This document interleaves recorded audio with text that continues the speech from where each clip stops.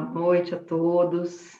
É com muito prazer que nós estamos aqui novamente, reunidos para falar do Evangelho segundo o Espiritismo. Essa doutrina que é uma bênção para todos nós, para todos os nossos corações, que é um instrumento valiosíssimo para o nosso crescimento espiritual.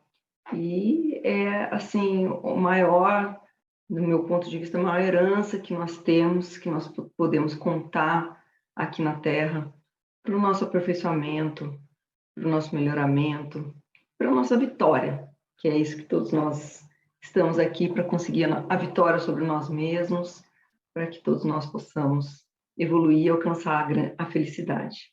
Então, esse estudo é muito importante, é valiosíssimo, e nós vamos aqui dar prosseguimento, então, ao estudo sistematizado do Evangelho segundo o Espiritismo. Vocês estão acompanhando, né, semanalmente esse estudo. Estamos, então, no capítulo 7, né, cujo título é Bem-aventurados os pobres de espírito. E nós falaremos, então, hoje trataremos das instruções dos espíritos, o item 11. Eu trouxe o texto, mas é um texto bastante longo, na data de hoje. Eu provavelmente vou ler apenas alguns trechos, e eu convido a todos para ler, porque é maravilhoso, né? O Evangelho segundo o Espiritismo é, como eu disse, é o maior manual que nós temos aqui para o nosso crescimento, para o nosso aprendizado. É importante que a gente leia, que é o maior e melhor guia que nos deixaram até hoje. É importante, então, que a gente leia, ainda que eu não vá fazer a leitura integral, porque realmente hoje temos 3 páginas, mais ou menos, né, de texto, ficaria muito cansativo, tomaria muito tempo do nosso estudo. Eu convido a todos que leiam, tá? Cheguem agora mesmo, enquanto a gente conversa, com o Evangelho segundo o Espiritismo aberto, ou logo em seguida leiam para complementar nossas discussões e nossa conversa de hoje. Eu vou aqui, então, compartilhar a tela para que a gente veja o texto.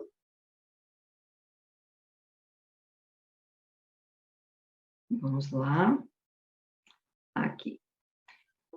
Bom, esse é o texto, ó, vejam que ele é bem grande, realmente, ó. Então, se eu fosse ler tudo, nós teríamos muito tempo tomado.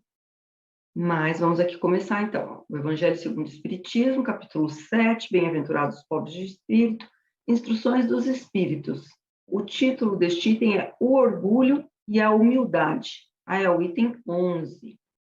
É uma mensagem de Lacordaire, do espírito de Lacordaire, e nós vamos, então, nos ater aqui, ó, a esse trecho que eu sublinhei aqui, que eu grifei, tá? Ó rico, enquanto dormes sob dourados tetos ao abrigo do frio, ignoras que jazem sobre a palha milhares de irmãos teus que valem tanto quanto tu? Não é teu igual o infeliz que passa fome?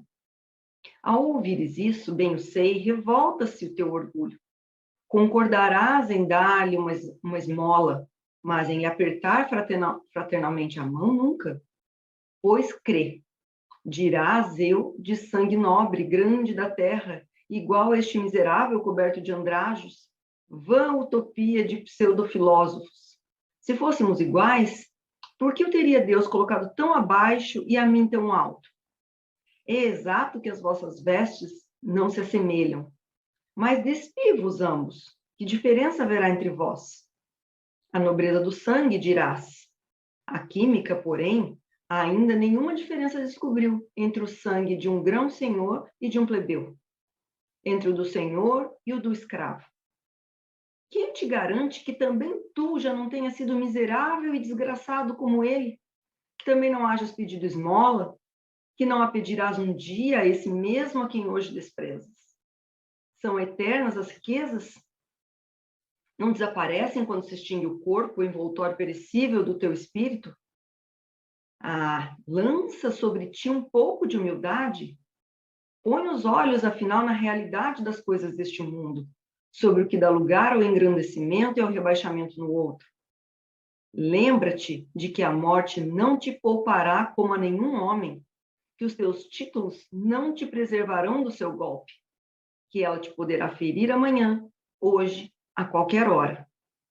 Se te enterras no teu orgulho, ó, quanto então te lamento, pois bem digno de compaixão serás. Orgulhosos, que éreis antes de serdes nobres e poderosos? Talvez estivesseis abaixo do último dos vossos criados. Curvai, portanto, as vossas frontes altaneiras, que Deus pode fazer se abaixem, justo no momento em que mais as elevardes. Na balança divina, são iguais todos os homens.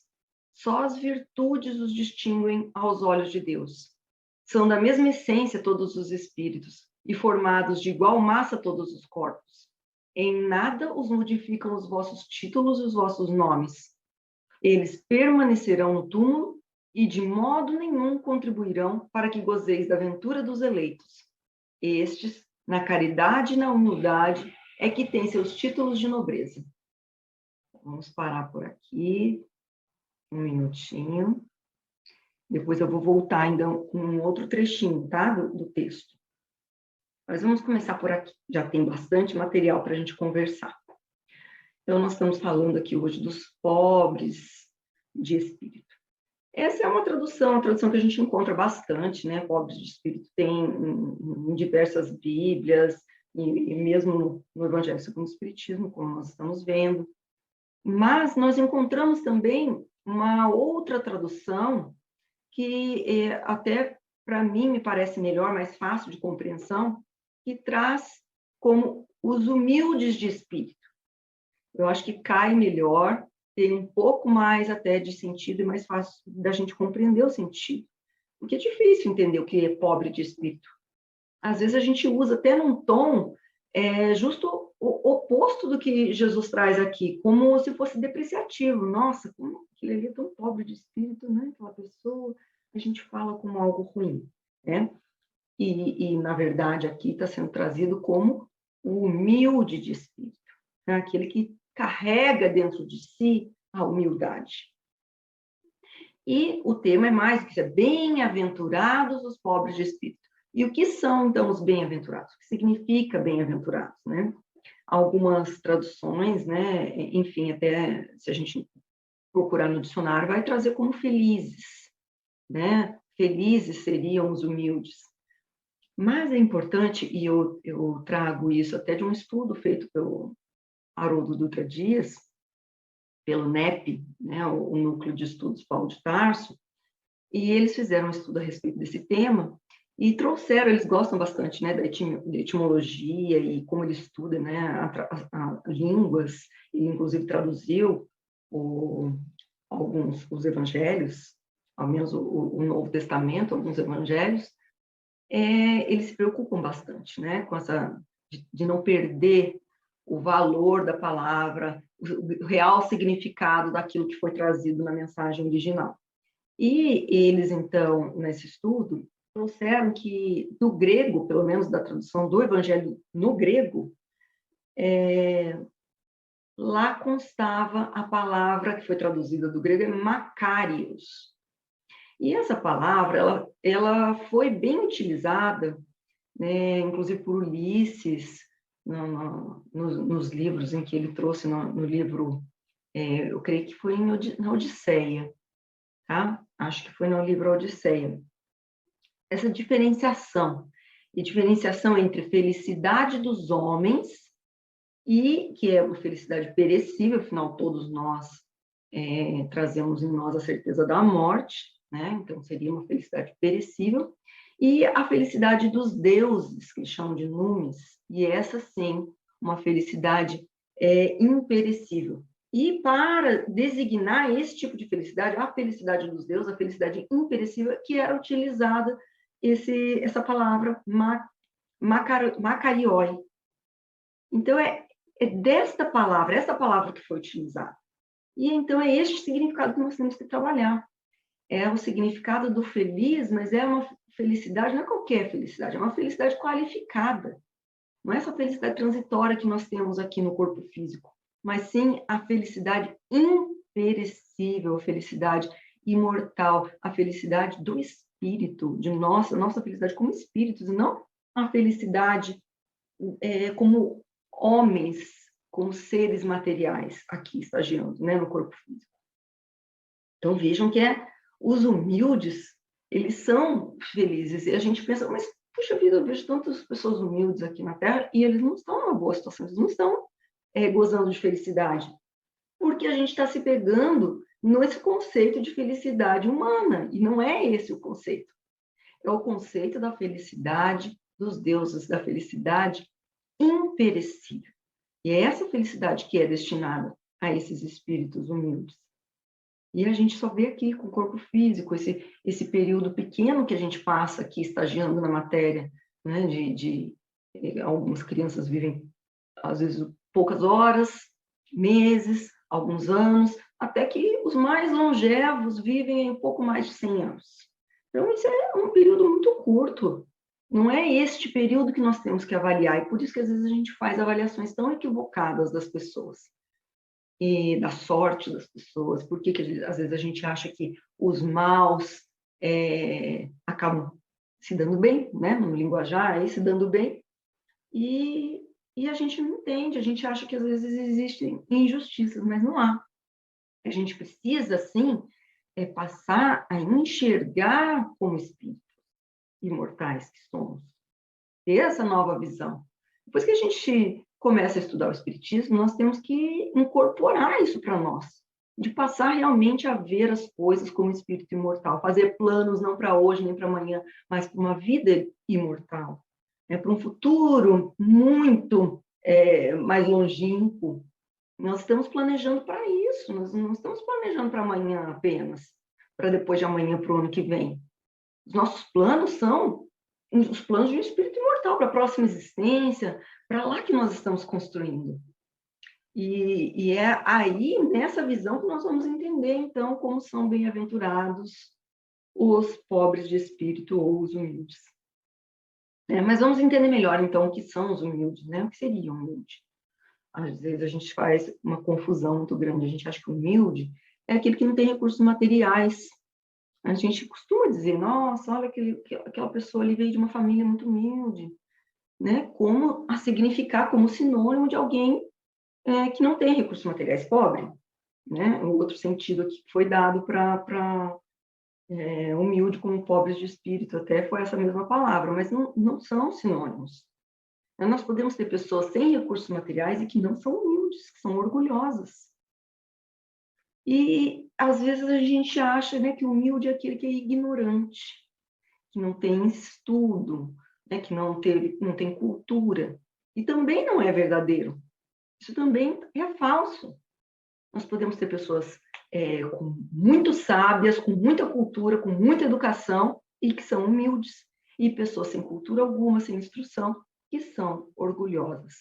Então, não são sinônimos, nós precisamos, né, fazer essa divisão e entender que a humildade está mais ligada a características do espírito, características de nós nos sentirmos, a característica daquele que se sente igual aos seus irmãos, que reconhece a grandeza de Deus, que reconhece o seu pequeno lugar dentro da criação, é aquele que reconhece que é apenas mais um espírito criado simples e ignorante por Deus, como todos os outros, que não há diferença alguma entre nenhum de nós criaturas, que nós somos todos iguais, que nós temos o mesmo valor, o mesmo merecimento, que todos nós estamos destinados ao mesmo fim, todos nós seremos espíritos puros um dia, felizes.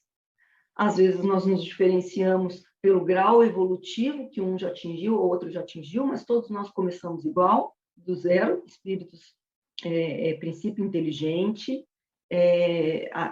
simples e ignorantes, e todos nós caminharemos, teremos o nosso roteiro evolutivo até atingirmos o mesmo fim, que é ser espírito puro, ser co-criador, estar lá ao lado de Deus, auxiliando. Todos nós estamos fadados à felicidade, a sermos espíritos puros e felizes.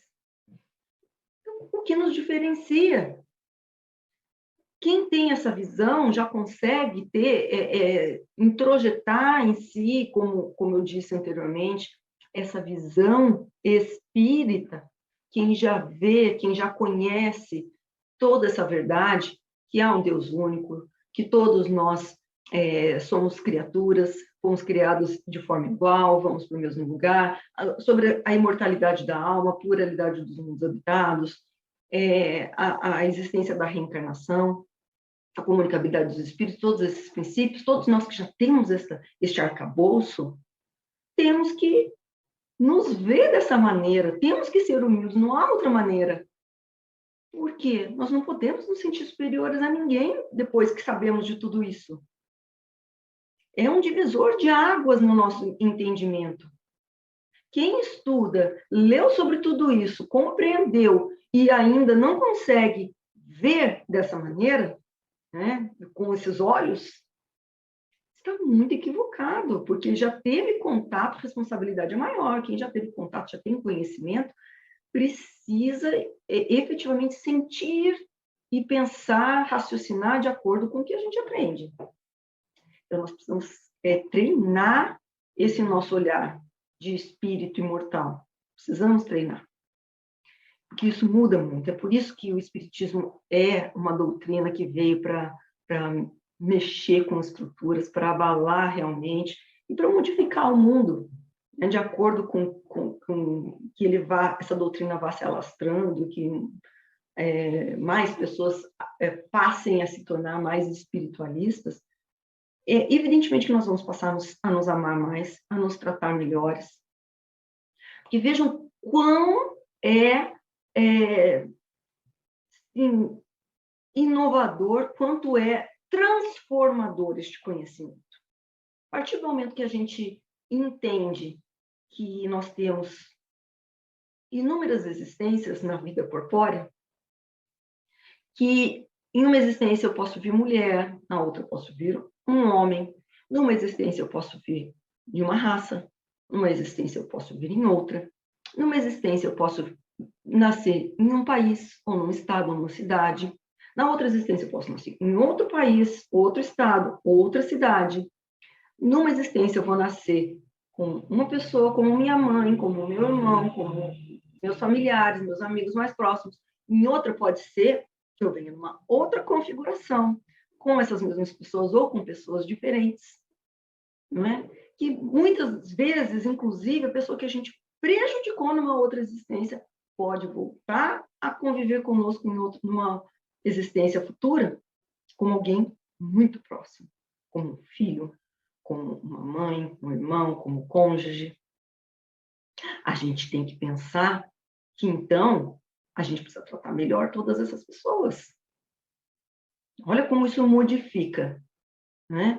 Então, eu penso, nossa, eu vou tratar mal essa pessoa, e se essa pessoa já foi meu pai? Outra existência, agora eu não conheço. Estou vendo ele ali, passando fome, eu falo assim, não tem nada a ver com isso. Eu nem o conheço, não tem nada a ver com isso. Se ficar assim, aí eu desperto o meu olhar espiritual e passo a pensar, não, opa, não conheço, mas quem sabe? Quem sabe? Será que eu não conheço mesmo? Será que não foi alguém muito querido que está aqui hoje, aqui eu estou passando essa dificuldade, e se eu lembrasse, eu gostaria muito de poder ajudá-lo? Essa visão vai me fazer pensar, puxa vida, eu vou me locupletar em cima dessa pessoa, tirar tudo que eu puder de bens materiais dessa pessoa para eu ser rica aqui, para eu ter lucro, para eu ter vantagem, sendo que na hora que eu desencarnar, vai ficar tudo aqui. Não vou levar nada, nada. Eu cometi uma injustiça à toa, porque eu não vou levar nada e mais, muito provavelmente, na próxima existência eu vou voltar sem nada, né? Porque eu tirei, eu vou ter que devolver. E essa pessoa que eu prejudiquei, muito provavelmente, vai receber os bens que eu deixei, porque existe a lei de causa e efeito. Né? E se eu sou um político? Eu penso, não, eu vou me locupletar, eu vou ser corrupto, eu quero gozar de tudo que eu posso aqui hoje, nessa existência, vou tirar da saúde, eu vou tirar da educação, estou pouco me importando. Eu vou aproveitar enquanto eu estou aqui, porque eu estou vivo. Aí muda. a visão desse espírito, deste político. E ele passa a entender. Opa, agora eu não estou precisando da educação, da saúde aqui, mas eu vou voltar. Eu vou voltar para esse... E pode ser que Deus vai me colocar aqui de novo, nesse mesmo país, e vai me fazer precisar da educação e da saúde. E eu vou ter malbaratado com tudo isso. Eu vou ter um serviço muito ruim por minha própria culpa. Porque eu causei na outra existência, para eu poder gozar, eu causei toda essa disfunção na saúde e na educação. Veja como que isso pode fazer com que as pessoas vejam o mundo de uma maneira diferente, que encarem as nossas obrigações de maneira diferente. E a gente possa ver num estranho, um irmão, a quem a gente, se não ainda não tenha vivido, né, numa outra existência com esses laços de sangue, nós sabemos que nós somos irmãos pela paternidade celeste. Nós vamos ainda desfrutar muito do convívio uns dos outros pela eternidade inteira. Nós vamos precisar uns dos outros, que é necessário ter solidariedade. Isso nos torna unidos.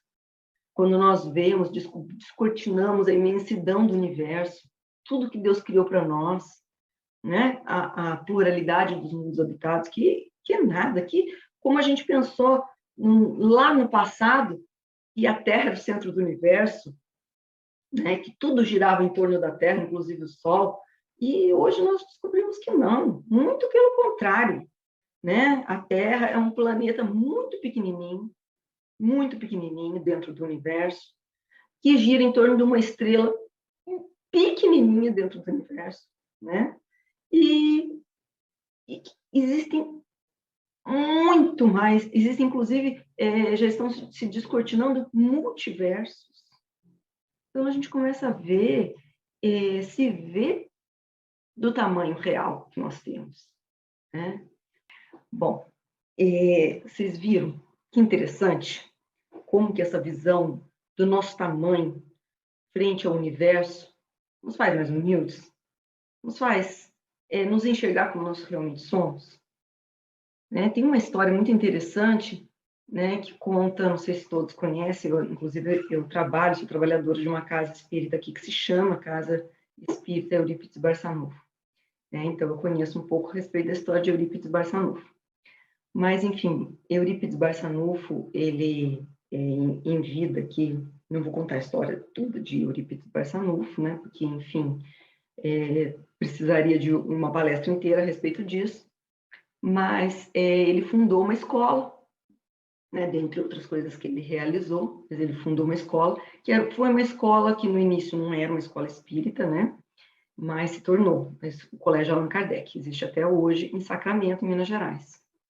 E, enfim, ele enfrentou uma dificuldade imensa quando a escola se tornou uma escola espírita, porque era uma época em que a maioria das pessoas eram católicas, vários alunos saíram da escola, deixaram a escola, enfim, foi uma dificuldade enorme. E ele lutando contra essas dificuldades, num momento de muita dor, de muito desespero, ele acabou ali, ele era médium também, né, entrando ali num transe, e quando ele voltou, tinha uma mensagem de Maria para ele. E nessa mensagem ela dizia, resumidamente, a ele que não fechasse a escola, que desse à escola o nome de Allan Kardec, na época ainda não era, né, o Colégio Allan Kardec, que ensinasse o evangelho do filho dela às quartas-feiras e que desse aula de astronomia. Aí a gente passa a entender. É claro que depois a escola, enfim, prosperou, né? Deu tudo certo, realmente, nos planos de Deus, mas a gente vê o alcance, né? No primeiro momento a gente fala, por que tem que estudar astronomia? Olha como que estudar a astronomia nos faz ver nossa pequenez, nosso tamanho perante toda essa imensidão, nos faz mais humildes. Né? Existe até um estudo, a Universidade de Oxford, se não me engano, que é o estudo do O, que eles fizeram esse estudo, é um estudo científico, né? Não é espírita, a respeito de como que as pessoas que dedicam um pouco do seu tempo à contemplação, a contemplação, então, da natureza, das estrelas, do mundo, né, que está à sua volta, essas pessoas se tornam pessoas mais humildes, mais empáticas, porque elas realmente acabam sabendo do seu verdadeiro tamanho. E é isso que a gente precisa entender. É isso que configura a humildade. E o contrário, o orgulhoso é aquele que se sente mais do que os outros, que acha que tem mais valor, que tem mais valia, que merece mais, né, por algum motivo, por causa da sua profissão, do seu status, da sua beleza física, né, da aparência, de dinheiro, da quantidade de bens materiais que possui, e acha que tudo isso lhe dá um status maior do que os demais, né? Sem se recordar ou sem saber, desconhecendo que os bens materiais ficam aqui, eles são partilhados, uma hora está numa mão, outra hora está em outra. Né? Tudo isso se vai, a beleza física se vai, a gente envelhece e quando vai, deixa o envoltório físico, né? No momento do desencarne. Nada disso está sob nosso controle, nós vemos pessoas que foram riquíssimas, milionárias, famosas, que tiveram tudo e que hoje estão na cama. Nós temos aí o Michael Schumacher, sofreu um acidente, teve tudo, teve fama, beleza, riqueza, e hoje está incapaz numa cama. Então, quando Deus quer, Ele tira tudo. Nós temos que ter essa consciência de que nós não somos nada. Nós somos totalmente dependentes dos desígnios de Deus. Então, contra Ele nós não podemos, nós não somos nada. E o que nos auxilia a tornarmos mais humildes, e é por isso que a gente faz, às vezes, essa conjugação, é o sofrimento. Né? Seja na dor, seja a morte, são niveladoras. Ninguém está ileso. Então, no momento da dor, não importa se eu sou católica, se eu sou evangélica, se eu sou umbandista, se eu sou muçulmana, a dor é igual para todo mundo. Na hora que eu perco um filho, não importa se eu sou rico ou se eu sou pobre, se vai ser enterrado, né, num caixão de ouro ou se vai ser enterrado sem nem ter qualquer tábua, a dor é a mesma, a gente sofre igualmente. Então, o sofrimento, a morte, né, que a gente ainda encara, a morte do corpo físico dessa maneira, eles vêm para nos auxiliar nessa tarefa de nos vermos, de tornarmos mais unidos. Talvez num momento não seja mais necessário, e é isso que nós estamos aguardando. Os mundos felizes são esses mundos em que nós já aprendemos a ser humildes. Não necessitamos mais sofrer, né, a dor, a perda, para que a gente se torne humilde. E é engraçado, Rossandro Klinge, eu gosto muito dele, né, também um orador espírita. Ele tem uma palestra, não me lembro qual é, enfim, mas que ele trata de uma maneira divertida essa questão. Ele fala assim, né, podem ver na literatura espírita, ele falou que ele ficou assustadíssimo. Ele falou, vai lá no livro, né, há 2000 anos. Públio Lentulus desce, a Lívia e a Ana sobem. Vai lá no Nosso Lar, André Luiz e o pai descem, como a dizer, vão para o umbral, enfim, né? Desce esse significado. E a mãe de André Luiz sobe. E vamos ver quem ali era poderoso, quem era rico, quem era Públio Lentulus, um senador. Viveu mal, desceu. A esposa dele, a Lívia, foi submissa, serviu, enfrentou injustiças, calúnia, calada, a perda do filho que foi sequestrado, a Ana, uma escrava que ali auxiliava, né? Ambas cristãs, morreram devoradas por leões, subiram. Né? A mãe de André Luiz, que era uma dona de casa, que foi traída, uma boa mãe, boa esposa, subiu. André Luiz mal não conseguia ter contato com ela lá no Nosso Lar, quando chegou no Nosso Lar. Só pelo sono ele conseguiu alcançar a altura de onde estava a mãe dele. Agora, ele passou quantos anos no umbral? Sofrendo, um médico. Né? Alguém, então, com instrução, alguém que provavelmente teve bens materiais, uma facilidade de bens materiais. O pai, um fazendeiro também, com muito dinheiro. E viveu mal, teve 2 amantes, enfim. lá embaixo, né? Também estava numa situação penosa no plano espiritual. Então, a gente descobre realmente quem vale mais ou vale menos, se é que existe, porque, como eu disse, todos nós temos a mesma destinação, mas quem está em melhor estágio evolutivo, depois do desencarne. Nós temos a história do irmão Jacó, muito interessante, leia esse livro, é maravilhoso, né? Que a história de Frederico Figner, é um homem que, um empreendedor, um rico, né? Criou aí a gravadora, acho que é Odeon, e foi presidente da Federação Espírita. Quando desencarnou, chegou no plano espiritual, foi procurar a luz, cadê a luz? Vi espíritos que foram simples, radiantes, cheios de luminosidade. E ele, naquela opacidade. Então, o momento, o verdadeiro em que a gente vê quem são os espíritos realmente mais evoluídos, mais merecedores, é esse. É o momento em que a gente vê o espírito, e não a carcaça, não o que nós temos, os bens materiais. O que somos efetivamente é isso que a gente leva para o plano espiritual. E é nesse momento que a gente consegue entender. Nós temos uma história maravilhosa, maravilhosa, lindíssima, que é contada pelo Adelino da Silveira, se não me falha a memória, né? Que conviveu com o Chico Xavier, foi muito amigo dele, a respeito do Jorge.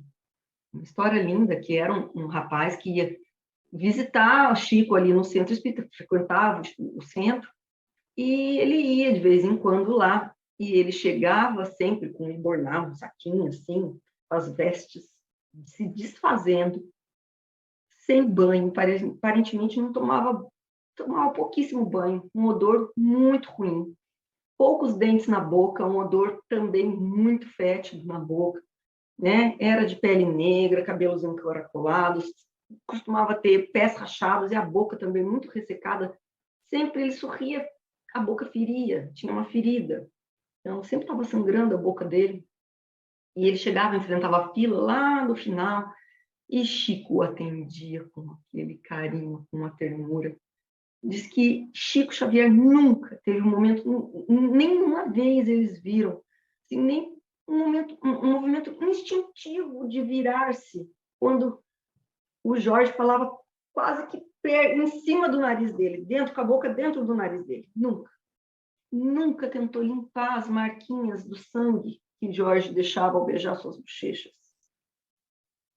Deixava ali um dinheirinho que ninguém nunca conseguiu ver quanto era, e ouvia o Jorge, porque devia ser uma das poucas pessoas que Jorge tinha para conversar. Então, Chico entendia a necessidade que ele tinha de falar e permitia que ele falasse à vontade, fazia ele declamar poesias, ria com ele. E, certa feita, Jorge desencarnou. Né? Poucos sentiram a ausência de Jorge, poucos souberam ou deram atenção, mas Chico contou para Adelino da Silveira que, quando Jorge desencarnou, o espírito de Jorge foi recolhido pelo próprio nosso Senhor Jesus Cristo, em pessoa, que veio recolher o espírito do Jorge como um filhinho bem amado em seus braços, o acarinhou junto ao peito e o conduziu para as mais altas esferas. Este é o bem-aventurado. O bem-aventurado é aquele que vai receber a felicidade depois dessa existência curta de sofrimento. Enquanto que muitas pessoas que se sentem afortunadas aqui na Terra, achando que valem mais do que todo mundo, pelo que possuem aqui por curto espaço de tempo, infelizmente estão cultivando para si próprios um futuro de muita tristeza e de muita dor. E nós que sabemos das leis de causa e efeito, de ação e reação, precisamos, a partir de já, mudar o nosso comportamento para que a gente crie um futuro melhor, mais ditoso para nós. Essa é a importância, então, dessa lição. E vamos ver aqui, eu vou tentar passar de novo para vocês o outro trecho, né, que eu tinha deixado, então, para a gente trabalhar, bem rapidamente, porque agora já está acabando o meu tempo. Vamos lá.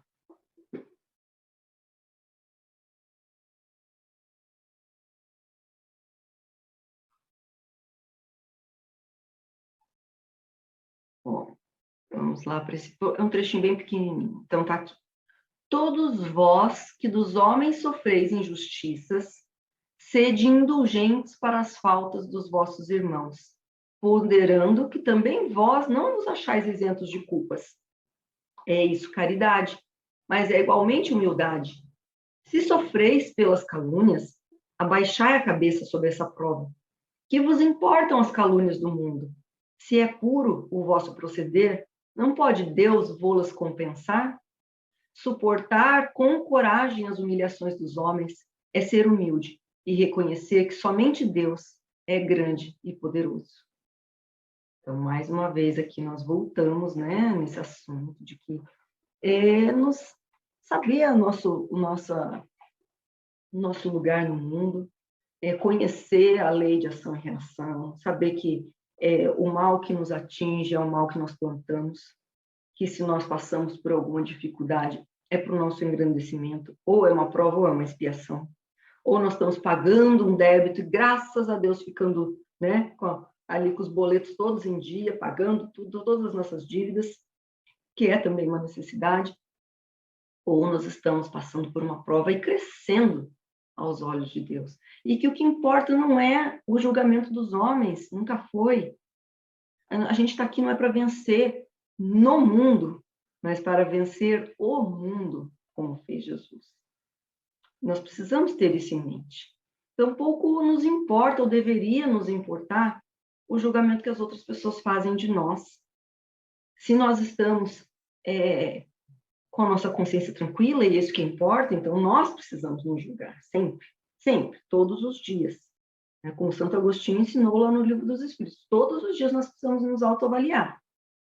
Nós sabemos, se erramos, ok, vamos melhorar para o dia seguinte. Se estamos certos e somos mal julgados, se estamos certos de que agimos com retidão, não nos importemos com o julgamento alheio. A gente precisa prestar conta só para Deus. Esse é o julgamento que verdadeiramente importa. E se a gente revida com agressividade, com intemperança, isso só nos ocasiona débitos. Para quê? Se nós estamos corretos, é melhor o suportar. O suportar só nos faz maiores e mais dignos aos olhos de Deus. É o que viveu a Lívia, que eu acabei de contar. Nós temos um exemplo maravilhoso para a gente se espelhar, que foi Chico Xavier. Quantas calúnias esse homem sofreu, quantas coisas ele suportou, quantos achaques de mistificador, de enganador, enfim, diversas pessoas vieram testá-lo, saber se ele era um enganador. Né? O primeiro livro, Parnaso de Além Túmulo, já causou na sociedade. E também era julgado pelos católicos, tinha padres que perseguiam, e inclusive com som, um carro de som pela cidade, né, falando dele, do espiritismo. Enfim, ele viveu todas as provas, né? Eu trouxe aqui uma história muito interessante que ele passou, que muitos devem conhecer, mas vou ter que resumir bastante, porque nós já estamos aqui com o tempo bem, né, avançado, a gente acaba se perdendo, né? Mas de quando aqueles 2 jornalistas vieram para tentar desmascarar Chico Xavier, né? Fazer eles fizeram uma entrevista com o Chico, né? Para publicar uma matéria na revista O Cruzeiro. Então eram o Nasser e Manzon. E eles vieram, fizeram a entrevista com o Chico e conseguiram enganar Chico direitinho. Mas eles enganaram tanto. Chico provavelmente não sabia dizer não para nada. Tirou fotografias, assim, olha, sentado na banheira, sentado numa banheira com a mão esquerda sobre a testa, como se estivesse em transe mediúnico. Só faltava estar nu, diz aqui no livro As Vidas de Chico Xavier, o autor Marcel Souto-Maior. Outro flagrante exibia o Chico deitado numa cama estreita, com o livro aberto nas mãos, a legenda. Ele lê e muito. Dizia-se que Chico é um ignorante, analfabeto, pouco amante das belas letras, pura invenção. Chico lê tanto que um dos seus olhos foi atingido por cruel catarata inoperável. Mesmo assim, continua lendo. Enfim, a matéria, olha, foi um rosário. O trio vasculhou os 3 quartos, sala, cozinha, intimidade do Chico, visitou o banheiro do lado de fora, no quintal, do lado do galinheiro, e tratou de expor ao máximo Chico Xavier quando ele sofria um processo movido pela família de Humberto de Campos. Imagina que situação dramática para o Chico. A vivência desse processo já foi algo também muito complicado para Chico Xavier. E quando a matéria, então, foi publicada, Chico leu, ficou apavorado. Ele disse, o juiz não teria dúvidas. O rapaz já imaginava o veredito. Todos os indícios levam a crer que Francisco Cândido Xavier imitou o estilo de Humberto de Campos. Culpado. Sacudia-se ele em meio à violenta crise de choro. Quando Emmanuel voltou, estava inspirado. Olha, Emmanuel não perdoava. Chico teve um professor muito rígido. Disse a Chico, Chico, você tem que agradecer. Jesus foi para a cruz e você foi só para o cruzeiro. E era a revista. E assim foi, e Chico aprendeu. Chico foi muito humilde. Chico se dizia o cisco de Deus. E olha o tanto que ele tinha de conhecimento. E ele nunca, muito mais... tinha conhecimento que a gente não pode nem imaginar. E ele nunca se envaideceu. Ele era o cisco de Deus. Ele era um sapo carregando uma vela. Ele era a besta espírita. Ele lambeu feridas. Né? Chico foi uma prova, um ensinamento gigantesco de doação aos demais, de alguém que nunca se deixou sentir melhor ou maior do que qualquer um de nós. Que a gente fique, né, com esses ensinamentos, com esse exemplo maravilhoso do Chico para nós, que a gente possa desenvolver mais essa qualidade em nós. E nós vamos aqui, então, finalizar agora o nosso estudo de hoje com um texto também de Emmanuel, esse professor maravilhoso, que se chama Bem-aventurados os pobres de espírito, como a lição que nos foi trazida hoje, está no livro Vida e Caminho, do Chico Xavier. Diz assim o texto, quando Jesus reservou bem-aventuranças aos pobres de espírito, não menosprezava a inteligência, nem categorizava o estudo e a habilidade por resíduos inúteis. O Senhor, aliás, vinha enriquecer a terra com espírito e vida. O Divino Mestre, ante a dominação da iniquidade do mundo, honrava, acima de tudo, a humildade, a disciplina e a tolerância. Louvando os corações sinceros e simples, exaltava ele os que se empobrecem de ignorância, os que arrojam para longe de si mesmos o manto enganoso da vaidade, os que olvidam o orgulho cristalizado, os que se afastam de caprichos tirânicos, os que se ocultam para que os outros recebam a coroa do estímulo no imediatismo da luta material, os que renunciam à felicidade própria, a fim de que a verdadeira alegria reine entre as criaturas, os que se sacrificam no altar da bondade, cultivando o silêncio e o carinho, a generosidade e a elevação nos domínios da gentileza fraterna, para que o entendimento e a harmonia dirijam as relações comuns no santuário doméstico ou na vida social e que se apagam, a fim de que a glória de Jesus e de seus mensageiros fulgure para os homens. Aquele, assim, que soubesse fazer-se pequenino, embora seja grande pelo conhecimento e pela virtude, convertendo-se em instrumento vivo da vontade do Senhor em todos os instantes da jornada redentora, guardando-se pobre de preguiça e egoísmo, de astúcia e maldade, será realmente o detentor das bem-aventuranças divinas na terra e no reino celestial desde agora.